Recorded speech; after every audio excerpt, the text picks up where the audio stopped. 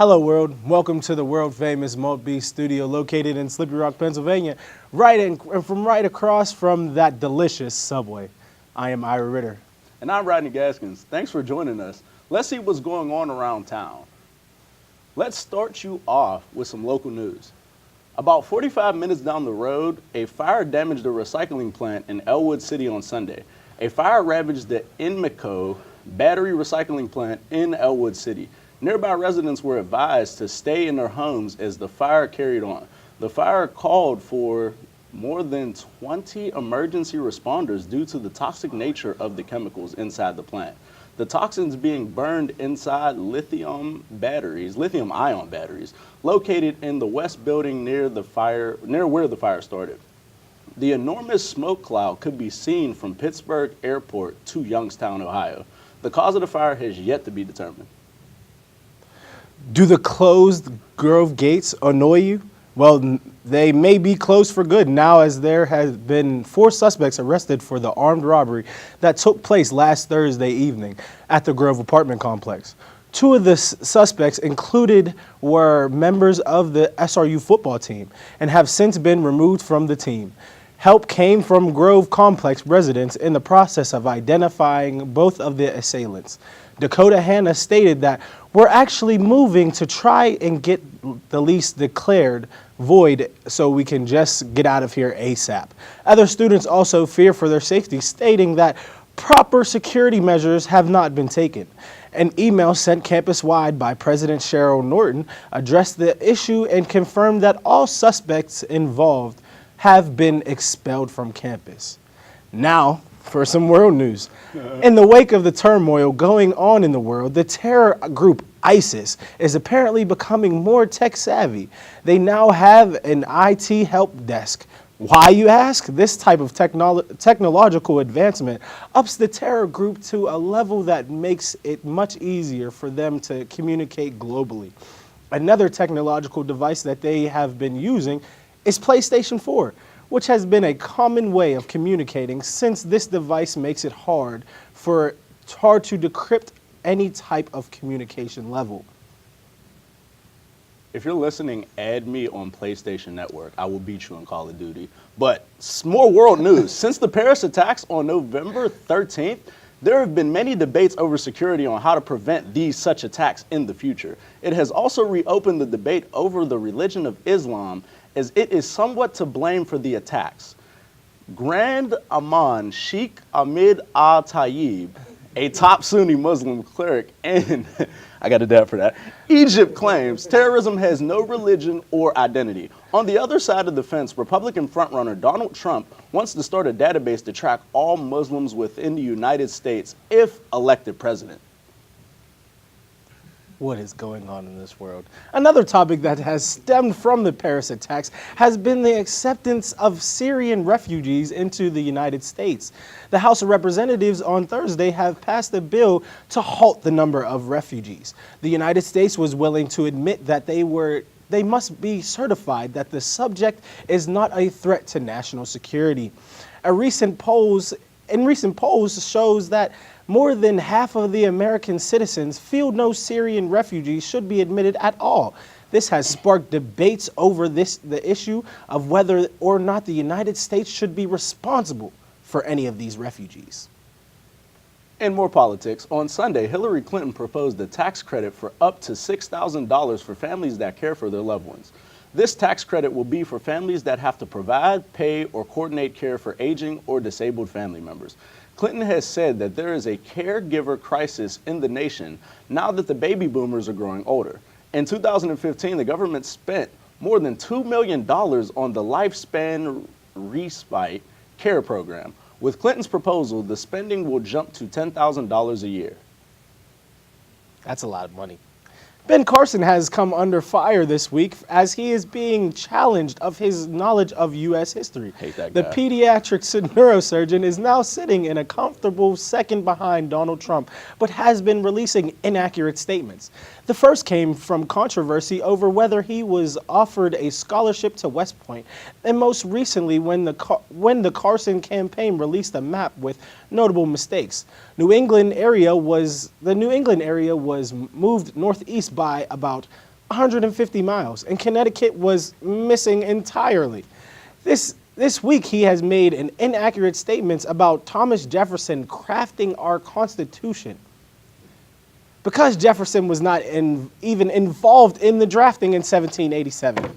Carson is looking to advance in the polls, but with mistakes like these, it's going to be a very tough job. 2 electricity transmission towers in Ukraine were damaged by explosions, leaving 2 million people without power Sunday. 2 of the 4 transmission towers in Kherson were damaged on Friday. Ukrainian activists tried to repair the towers, but fled due to an altercation with police. Then, around midnight, explosions hit the other 2 transmission towers. The Crimean government will introduce schedules for supplying electricity and water to households due to the shortage of power. Russian Energy Ministry said they don't know who is responsible for it, but they will find out and seek them accordingly. We'll find you. An explosive belt was found in the suburb south of Paris on Monday, according to a city spokesperson. The discovery in the suburb neighborhood triggered new worries for residents living in the area since the recent November 13 attacks in Paris. According to French police, the belt was found by a street cleaner in a pile of rubber. Investigators will continue to investigate, that's usually what they do, and analyze this situation. Oh my goodness. Well, that's all we have for world news. We'll bring you back with weather right after this corny commercial break. Oh, we're Very here. corny. Corny commercial break. Hi, we're with WSRU TV. 3, 2.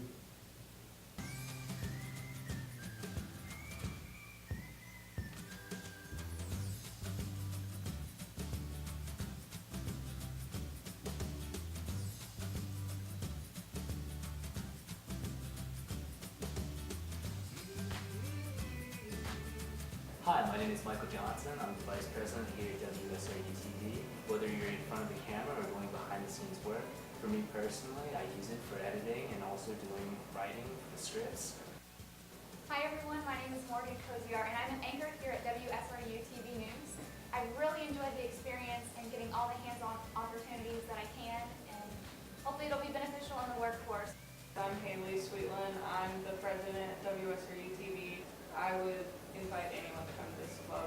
WSRU TV. WSRU TV. I'm here with SRU TV.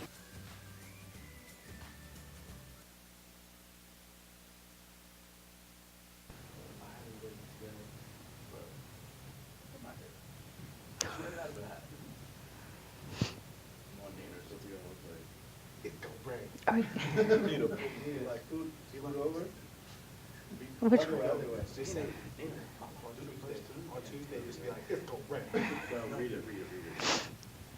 On Tuesday, it's gonna rain with a high of 57 and a low of 42.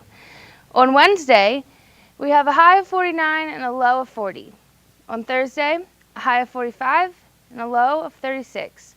On Friday, it's finally going to be nice outside, and we're going to have a high of 48 with a low of 32, and on Saturday, rounding out the week with a high of 50 and a low of 30. That's it. That's it for the weather. Let's take it back to you guys. Oh, wait, we're back. We're back. Thanks, Neeners, for the weather. That Neeners. I'll be sure to bundle up with that sweater. I just knitted myself last weekend. You don't own a sweater. Let's go to some entertainment news. Well, in music, some interesting revelations have happened. Rap artist and Pear ambassador Rick Ross is releasing a new song called Ghostwriter. And on this upcoming album of his called Black Market, he claims that it addresses how he writes other people's rhymes and says he is one of the biggest ghostwriters all time. I have just got word from my producer Ryan in the back that apparently Bill Cosby wants Ross to ghostwrite for him on his new flick, Netflix and Pills. And this single is said to be because of Ross's prior experiences. Congratulations, Rose. Both. Well, Justin Bieber must really be sorry. He was recently seen at Beverly Hills Hotel serenading his on and off again girlfriend, Selena Gomez. The singer sang 2 songs to the actress, one of which was being his hit song, Sorry, which has recently been confirmed that is actually about her. The second being My Girl. Not only was he seen singing to her, but they were also seen slow dancing. Huh. Does this mean that they are getting back together? Maybe. Will their fans once again get to fall in love with this amazing duo again? Possibly. Here's a little survey we did to see how much people actually care about this new relationship. I actually hit the streets for this one. Let's get down to the bottom to this. You weren't even there. All right, we're here at Bailey Library on a Tuesday night, and we're trying to figure out if people actually care if Justin Bieber and Selena Gomez are back together. This is hard-hitting news. All right, I'm here with Josh and Corey. Josh and Corey. Do you guys actually care that Selena Gomez and Justin Bieber are a couple now? They're back together? Yeah, didn't you hear? No. You don't care at all? I On a sport- don't care at all. No. No. Still in the Bailey Library, and I'm here with Jay. I'm with Jay, and I want to ask him a question. Are you jealous of Selena and Justin Bieber rekindling their fiery relationship? I don't care about none of that. He needs to leave her so I can bag up on her, honestly. And I have one question for you, Gino. Do you care that Justin Bieber and Selena Gomez are back together? I really do not care. All right, that makes it about 100 in a row. Back to the studio, guys.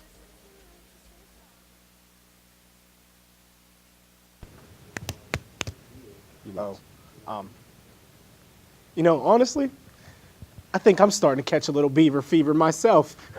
Continuing on with entertainment, news actor Chris Hemsworth has undergone a major weight loss for his role in Heart of the Sea.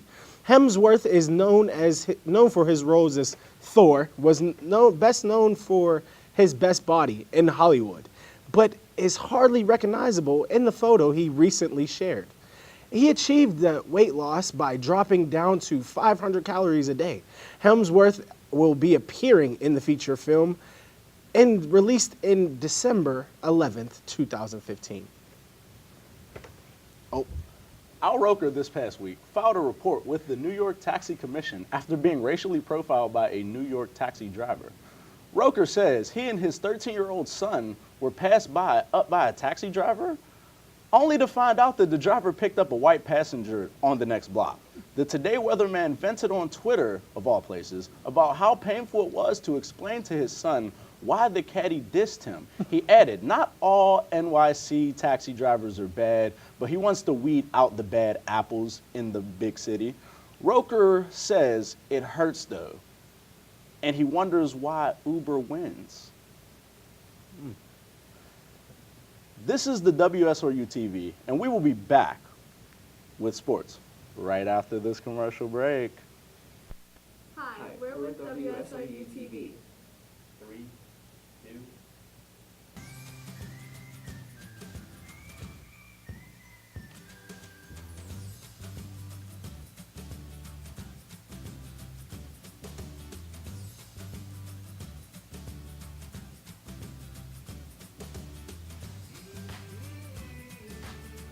Hi, my name is Michael Johnson. I'm the Vice President here at WSRU TV. Whether you're in front of the camera or going behind the scenes work, for me personally, I use it for editing and also doing writing for the scripts. Hi everyone, my name is Morgan Koziar and I'm an anchor here at WSRU TV News. I really enjoyed the experience and getting all the hands-on opportunities that I can, and hopefully it'll be beneficial in the workforce. I'm Haley Sweetland. I'm the president at WSRU TV. I would invite anyone to come to this club. WSRU TV. WSRU TV. I'm here with SRU TV.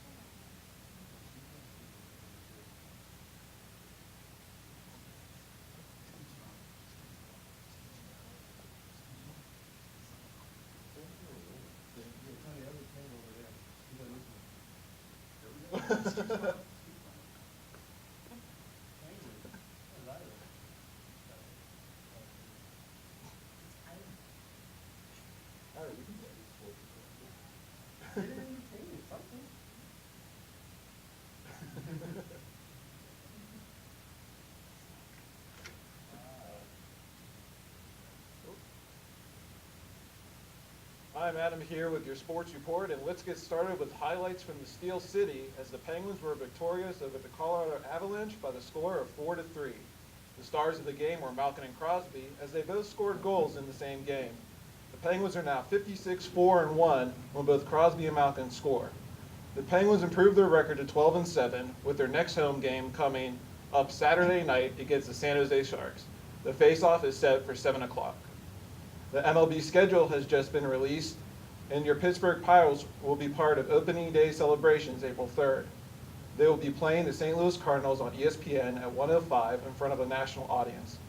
The other matchups of the day will be between the Toronto Blue Jays and the Tampa Bay Rays, and also a rematch of the World Series between the Mets and the Royals. Johnny Manziel is back at it and not on the field. TMZ has obtained footage of the Cleveland Browns quarterback going wild at a nightclub in Austin, Texas, with a bottle of champagne in his hand.